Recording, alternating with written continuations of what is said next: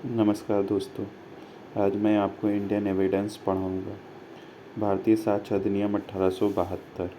सबसे पहले ये जानिए कि भारतीय साक्ष्य अधिनियम 1872 समवर्ती सूची का विषय है। किसका विषय है? समवर्ती सूची का। समवर्ती सूची का विषय है, ठीक है। समवर्ती सूची, ठीक है।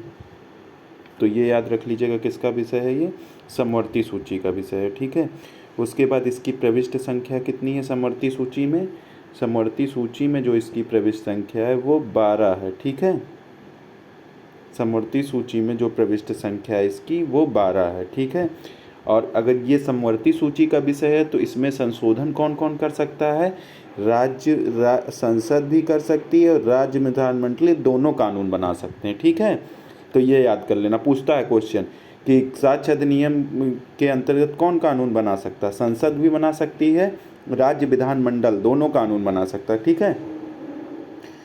और एक चीज़ तुम्हारे दिमाग में ये आ रहा होगा क्योंकि ये 1872 का कानून है, तो भाई ये अंग्रेज़ों द्वारा बनाया हुआ कानून है, तो ये भारत में कैसे प्रवृत्त हुआ? भाई संविधान लागू हो गया तो सारी चीज़ें तो समाप्त हो जानी चाहिए, सारे कानून। तो आर्टिकल 372 बताता है कि जो इंडिया इंडिपेंडेंट हुआ उससे पहले के जो कानून हैं वो भारत में लागू होंगे। कौन कौन से कानून होंगे? वो 372 में। तो इसका जो कॉन्स्टिट्यूशनल आधार क्या हो जाएगा?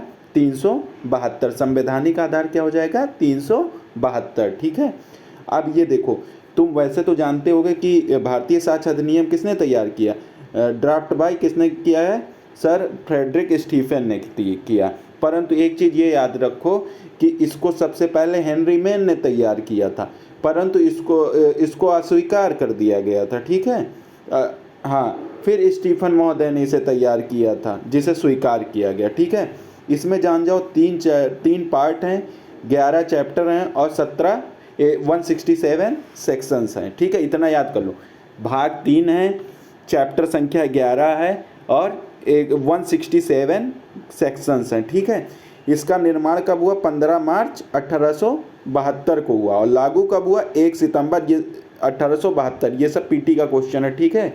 ये सब पीटी का क्वेश्चन है। अब ये क्या है? एक विशेष विधि है, ठीक है। ये और सिविल और आपराधिक दोनों मामलों में लागू होती है, ठीक है। ये कैसी विधि है? एक विशेष विधि है। तुम ये याद रख लेना, कैसी विधि है? ये विशेष विधि है, ठीक है। कैसी विधि है? विशेष विधि है, ये जरूर याद रख लेना भैया। कैसी विधि है? विशेष विधि है, ठीक है। अगर ये नहीं याद कर पाओगे ना तो दिक्कत हो जाएगी। विशेष विधि जरूर याद कर लेना, ठीक है। लेकिन यह विधि पूर्ण नहीं है, इसके कुछ अपवाद है। पूर्ण नहीं है मतलब ये संविधान जो ये है, क्या बोलते हैं तुम्हारा, साक्ष्य अधिनियम, ये पूर्ण नहीं है।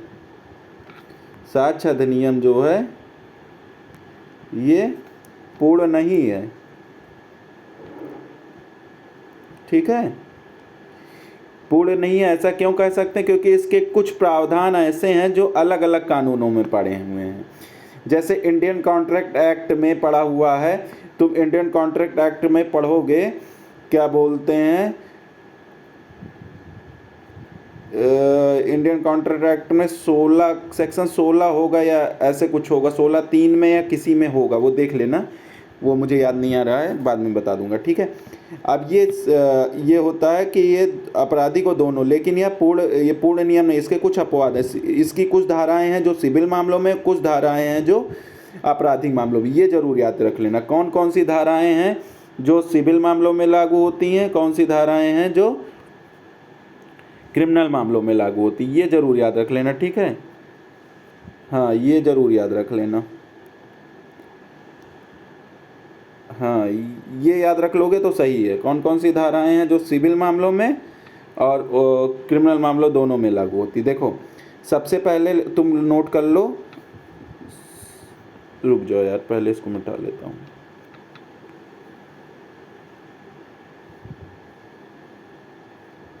ठीक है, अब आ जाओ कौन कौन सी धाराएं हैं जो सिविल मामलों में लागू होती हैं। सिविल में कौन कौन सी हैं? अरे सॉरी, सिविल मामलों में कौन कौन सी लागू होती हैं? सिविल में कौन कौन सी लागू होती हैं? ठीक है। सिविल में 23 है, याद कर लो ये 23, 52, 55 और 115, स्टॉपेल वाला 116 और 117, ये किस में लागू होती हैं? ये सब सिविल मामलों में लागू होती है। किस में लागू होती है? सिविल मामलों में। तो 6 सेक्शन है, 23, 52, 55, 115, 116, 117, ठीक है।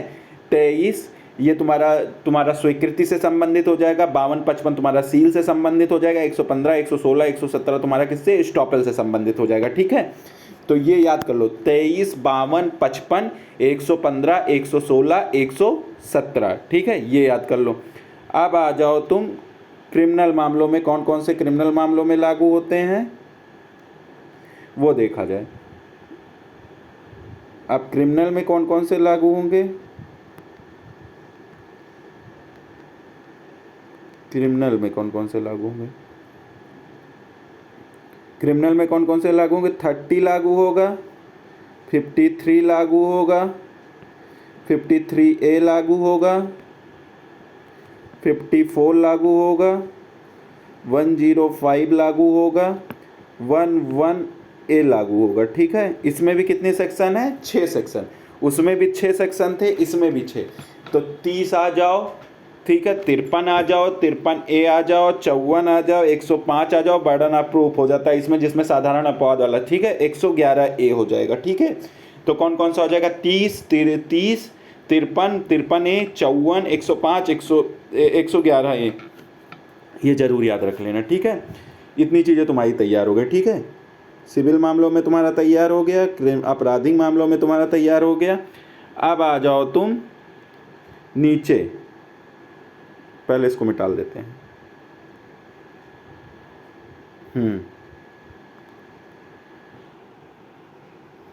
अब आ जाओ तुम,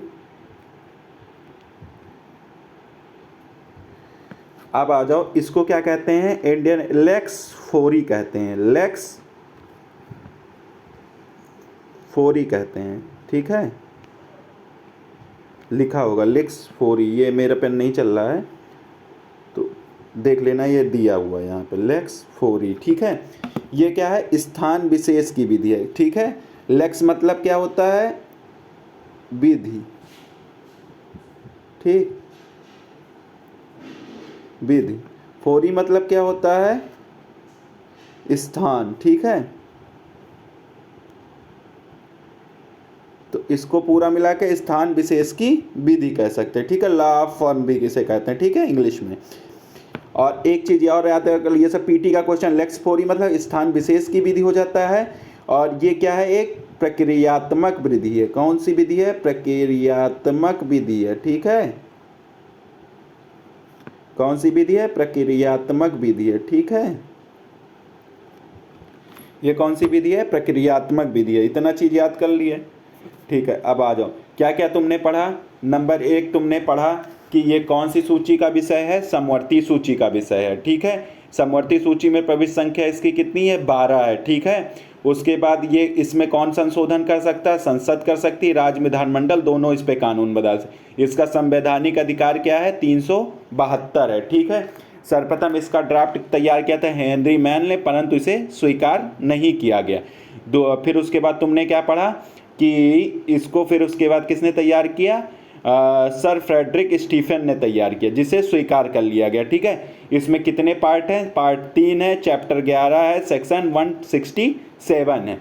इसका निर्माण कब हुआ? 15 मार्च 1872 को इसका निर्माण हुआ। ये लागू कब हुआ? 1 सितंबर 1872 से ये लागू हुआ, ठीक है।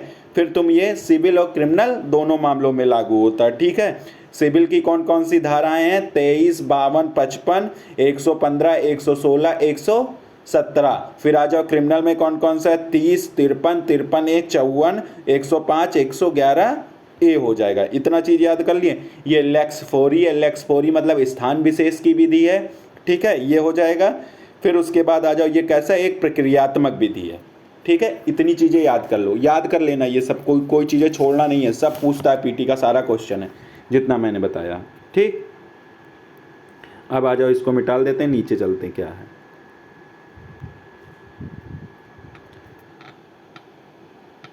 अब केसेस देख लेते हैं कौन कौन से केसेज हैं, ठीक है।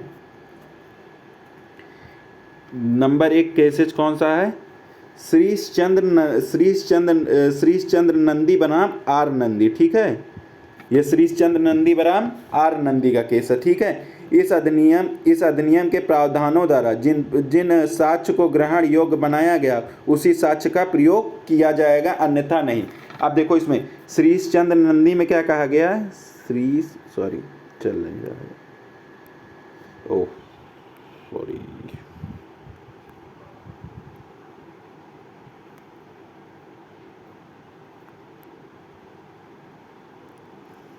कौन सा केस है? श्रीश चंद्र, सॉरी यार, ये इससे लिख नहीं पाता हूँ ना, पहली बार है तो वो थोड़ा मुझसे लिख नहीं जाता है, तो आप लोगों को मैं लिख दिया हूँ, इसी वजह से मैं PDF बना के डाल दिया। ज़रूरत होगा तो मैसेज कर देना, मैं भेज दूँगा, ठीक है। श्रीश चंद्र नंदी का केस है, ठीक है। ये सब याद कर लेना, ये केस अच्छा केस है, इंपॉर्टेंट केस है।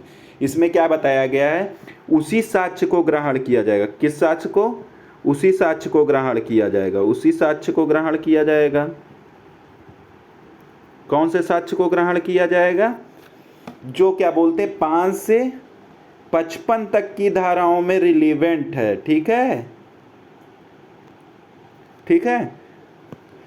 कौन से 5 से 55 तक की धाराओं में क्या है? रिलीवेंट है, ठीक है। उन्हीं को सुसंगत माना, बाकी कोई साक्ष्य ग्रहण योग्य नहीं है, ठीक है। ये श्रीश चंद्र नंदी में बताया गया, ठीक है। अब आ जाओ, फिर उसके बाद आ जाओ तुम, रुक जाओ 2 मिनट, इसको बड़ा कर देता हूँ, दिख नहीं रहा होगा तुम लोगों को। फिर आ जाओ निहारेंद्र दत्त बनाम सम्राट। इसमें क्या बताया गया है? इसमें निहारेंद्र दत्त में बताया लेक्स फोरी, यह बात लेक्स फोरी पर आधारित है, ठीक है। निहारेंद्र में ही लेक्स फोरी का वाद है। इस वाद में कहा गया यदि कोई अपराध इंग्लैंड में किया गया है और उसका ट्रायल इंडिया में हो रहा हो तो उस पर भारतीय साक्ष्य अधिनियम लागू होगी। ये किस में बताया गया है? निहारेंद्र दत्त में बताया गया, ठीक है। अब आ जाओ रामनरेश का वाद। रामनरेश में बताया गया साक्ष्य अधिनियम एक विशेष स्पेशल लॉ किस में बताया गया है? ये स्पेशल लॉ किस में बताया गया है? रामनरेश वाले केस में बताया गया, ठीक है, ठीक। स्पेशल लॉ किस में बताया गया? रामनरेश वाले वाद में। अब आ जाओ रामजस का वाद, सॉरी, अब आ जाओ रामजस का वाद। रामजस के बाद में क्या बताया गया? प्रोसीजर लॉ बताया गया, ठीक है। इसको प्रोसीजर लॉ किसमें? रामजस वाले याद, रामनरेश और रामजस 2 वाद हो गए, ठीक है, ठीक। इतना चीज़ तुमको याद हो गया, ठीक है। अब उसके बाद आ जाओ बेन वर्सेस, ये केस बहुत इंपॉर्टेंट है भैया, इसको याद कर लेना। Bain versus Whitehaven and Furness Junction railway companies, ठीक है। इसी में कहा गया है कि साक्ष्य विधि किसकी? स्थान विशेष की विधि है, ये इसी में कहा गया। इसको बेंजामिन प्रिंसिपल भी कहते हैं, ये इंपॉर्टेंट है, ठीक है। इसको क्या कहते हैं? बेंजामिन प्रिंसिपल कहते हैं। बेन वर्सेस वाइट, क्योंकि इसमें जो जज थे उनका नाम बेंजामिन था, तो उन्होंने ही बताया कि साक्ष्य विधि स्थान विशेष की विधि है। इसी को क्या कहते हैं? बेंजामिन प्रिंसिपल कहते हैं, ठीक है। तो साक्ष्य विधि को क्या कहते हैं? स्थान विशेष की विधि। और बेन वर्सेस वाइट रेवन, इतना याद कर लो, बेन वर्सेस वाइट रेवन के केस में बेंजामिन प्रिंसिपल का सिद्धांत प्रतिपादित किया गया था। किसमें? Bain versus Whitehaven. और इसमें किसने किया था? बेंजामिन, उसके जज थे, उन्हीं के नाम पे बेंजामिन प्रिंसिपल रखा गया। बेंजामिन प्रिंसिपल किसे कहते हैं? साक्ष्य विधि स्थान विशेष की विधि है। अब आ जाओ, अब तुम ये जानो कि साक्ष्य विधि किन 3 नियमों पर आधारित है, ये जानना जरूरी है। सबसे बड़ी बात, इतनी चीज़ें तो तुमने जान ली, साक्ष्य विधि क्या है, मतलब क्या इसका क्या प्रक्रियात्मक है, कैसा ये क्वेश्चन पूछेगा, प्रक्रियात्मक विधि है, लेक्स फोरी स्थान विशेष की विधि है, ठीक है, समवर्ती सूची का विषय है। तो ये सब चीज़ें जो मैंने ऊपर बताया उसको रिपीट कर लेना 4-5, उससे एक क्वेश्चन जरूर आएगा, ठीक है। कब बना, कब लागू हुआ, ये सारी चीज़ें एक क्वेश्चन जरूर आएगा। अब जानो ये साक्ष्य अधिनियम 3 नियमों पर आधारित है। किसमें? 3 नियमों। अब तुम जैसे मुकदमा लड़ने जाओगे तो सबसे पहले साक्ष्य अधिनियम में क्या चीज़ प्रोड्यूस करोगे, कैसे साक्ष्य को रखोगे, वो चीज़ देखो, ये बहुत इंपॉर्टेंट। सबसे पहले तुम न्यायालय के सामने कोई भी तथ्य रखोगे तो विवादक तथ्य के बारे में अपनी बातों को रखोगे, ठीक है। साक्ष्य के रूप में किसे? विवादक तथ्य को प्रस्तुत करना चाहिए। ये सेक्शन 5 में, तो नंबर 5 सेक्शन 5 में दिया गया, ठीक है। विवादक तथ्य को रखोगे, ठीक। उसके बाद आ जाओ नंबर 1, विवादक तथ्य को न्यायालय के सामने रखोगे और अनाप शनाप कोई चीज़ नहीं रखोगे। न्यायालय को या तो सुसंगत तथ्यों का साक्ष्य दिया, विवादक तथ्यों का साक्ष्य दिया। इसका कौन सा सेक्शन कहता है? सेक्शन 5 कहता है। अब तुम आ जाओ नंबर 2। नंबर 2 कौन सा है? न्यायालय में कौन सा साक्ष्य प्रस्तुत किया जा सकता है? न्यायालय में कौन सा साक्ष्य प्रस्तुत किया जा सकता है, ये देखा करो, ठीक है। न्यायालय में कौन सा सर्वोत्तम साक्ष्य प्रस्तुत किया जा सकता है? कौन सा प्रस्तुत किया जा सकता है न्यायालय में? न्यायालय में कौन सा सर्वोत्तम साक्ष्य? कौन सा? ये सब याद कर लेना। सर्वोत्तम साक्ष्य, सॉरी, ये गलत हो गया, वो अंडर कर लेना, ठीक है। सर्वोत्तम साक्ष्य, ठीक है। सर्वोत्तम साक्ष्य, सर्वोत्तम। दूसरा, पहला क्या हुआ? विवादक तथ्य। दूसरा क्या हो गया? सर्वोत्तम साक्ष्य, जो 91 से 100 में दिया गया, ठीक है। अभी इसको अभी नया पढ़ रहे हो तो इसको अभी पूरा नहीं, एक बार ऐसे मैं तुमको बता दे रहा हूँ नियमों पे आधारित। तो नंबर 1 विवादक तथ्यों का साक्ष्य दिया जाएगा। नंबर 2 सर्वोत्तम साक्ष्य न्यायालय में प्रस्तुत किया जाएगा। अब नंबर 3 क्या है? नंबर 3 ये है कि न्यायालय में अंतुष साक्ष्य ग्रहण योग्य नहीं होगा। ये कौन कहता है? सेक्शन 60 कहता है। लेकिन इसका अपवाद है मृत्युकालिक कथन, ठीक है। मृत्युकालिक कथन, ठीक है। अंशुष साक्ष्य सामान्यतः ग्राह्य नहीं होते हैं, ठीक है। ये दिमाग में बैठा लेना। तो अभी अंशुष साक्ष्य बाद में पढ़ाएंगे, सेक्शन 60 पढ़ाएंगे, तब वहां पे अंशुष साक्ष्य पढ़ाया जाएगा। अभी बस इतना जानो कि साक्ष्य अधिनियम कितने? 3 नियमों पे आधारित है। नंबर 1 विवादक तथ्य तक सीमित किया जाना चाहिए। नंबर 2 न्यायालय में सर्वोत्तम साक्ष्य प्रस्तुत किया जाना चाहिए। नंबर 3 अंशुष साक्ष्य को ग्रहण नहीं किया जाना चाहिए, ठीक है। इतना। ये देखो जो मैं बीच में तुम्हें बता रहा था वो छूट गया था। साक्ष्य विध पूर्ण नहीं है। इसके कुछ प्रावधान अन्य कानूनों में 16(3) इंडियन कॉन्ट्रैक्ट एक्ट 1872 में भी दिए गए हैं इसके एग्जाम्पल, ठीक है। तो आज इतना मैंने जो इनिशियल होता है शुरुआत की, क्या क्या चीज़ शुरुआत में पूछता है, जो अब कल से मैं इसमें बेयर एक्ट शुरू करूँगा, ठीक है। बेयर एक्ट में कहाँ से पढ़ना है? बेयर एक्ट में सबसे पहले प्रस्तावना से शुरू किया जाएगा, ठीक है। प्रस्तावना से शुरू किया जाएगा। सॉरी, पेन नहीं चल रहा, अरे यार सॉरी। प्रस्तावना से शुरू किया जाएगा, पेन नहीं चल रहा, रुक जा रहा, ठीक है। तो ये प्रस्तावना को पढ़ाएंगे, फिर उसके बाद धीरे धीरे प्रस्तावना कहाँ से क्या चीज़ें हैं। तो आपका इनिशियल जो 1 नंबर क्वेश्चन आता है, एक ना एक क्वेश्चन जरूर इससे, मेरे इस एक वीडियो से एक क्वेश्चन जरूर एग्जाम में आएगा, ठीक है। तो इसको रिवीजन कर लेना। कल से मैं पहले क्लास पढ़ाऊंगा, उसके बाद जो क्वेश्चन एग्जाम में आए हैं वो मैं आपको सॉल्व करा दूंगा, ठीक है। Okay bye, thank you. अगर आपको अच्छा लगा तो लाइक कर दीजिए, सब्सक्राइब कर दीजिए, नहीं अच्छा लगा तो भी लाइक कर दीजिए, ठीक है। Okay bye, thank you.